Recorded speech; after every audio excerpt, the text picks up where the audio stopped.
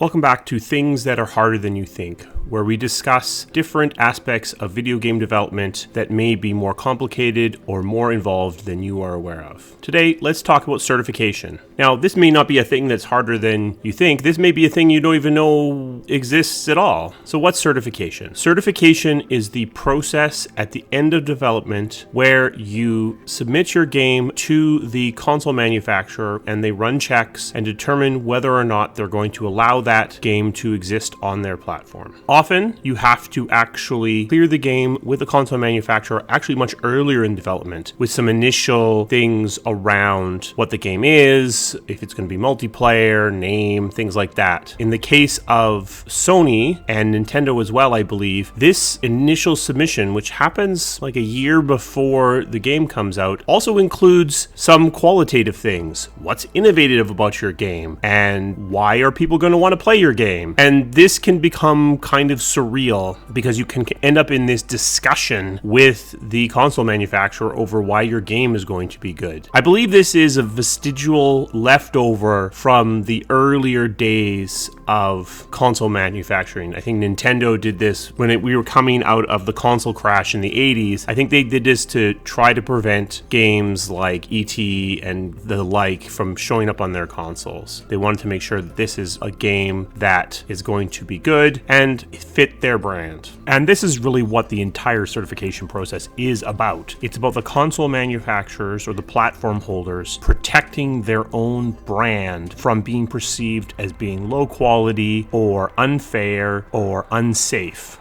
But now you're at the end and you are going to submit to certification. So what does certification involve? Well, it involves some general sort of stability checks and making sure the game runs in an appropriate frame rate. But it also includes things that are specific to the console maker. Places where they feel that their brand is special and they want things to be matched. You see a lot of this with regard to your online experience because that's where you're going to interact most often with things that the player will interpret as being a Sony thing or a Microsoft thing as opposed to a you thing. And that's where they really care about that experience. So if you are going to sell something, there are a lot of cert requirements that are associated with the way your store can be laid out and the way you interact with a store. Little interlude here. You will hear both TCR and TRC used. One is from Sony and one is from Microsoft, and I can't actually remember which one is which. TCR is a technical cert requirement and TRC is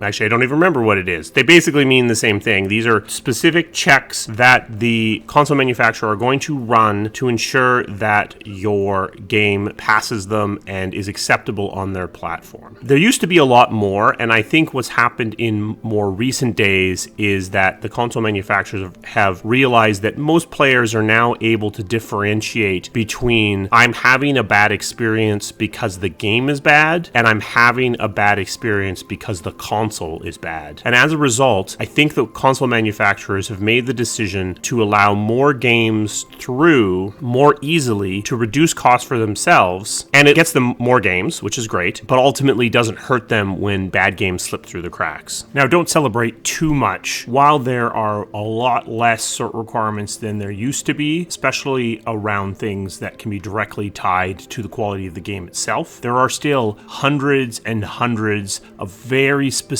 certification requirements today. In addition to things around your online experience and very technical performance or stability-based checks, there are also some very, very small minutia that come up in these certification checks. For example, one of Sony and Microsoft, you say that you press buttons. The other one, you say you push buttons. And you cannot say push or press on the wrong console. That is actually a cert violation and will prevent you from passing through cert. So on one console, I could say push the like button. On another, I could say press the like button. But on neither console would I be allowed to say smash that like button. It's important to remember that certification shouldn't be treated as QA. You should be getting a list of the certification requirements on the platforms that you're going to release on, and your internal testing should be checking against those. If you have to go in through certification over and over and over again because you haven't adequately tested, that's going to hurt your relationship with that platform holder, and that's not going to ultimately be good for your prospects on that platform. Something else you might discover in the cert process is that the console manufacturer actually has different hardware in different versions or editions of the same console. Different speeds of hard drives, and you're failing cert on one of the older hard drives that runs at a different speed. Jade Empire actually ran into this because there were two different optical drives, and one ran at a significantly slower speed than the other, and as a result, when you played the game on that hardware, the load times were actually too long and failed cert for that reason. But going into certification, I don't think we were even aware that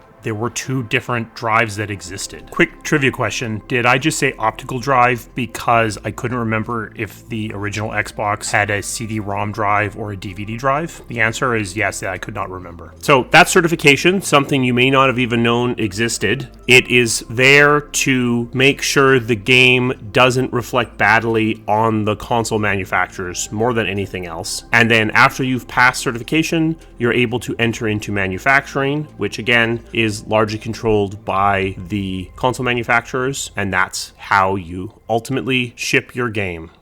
Hopefully this gave you a little bit more information on the way games are finished. If you enjoyed this, give this video a like. I will see you again soon. Thank you.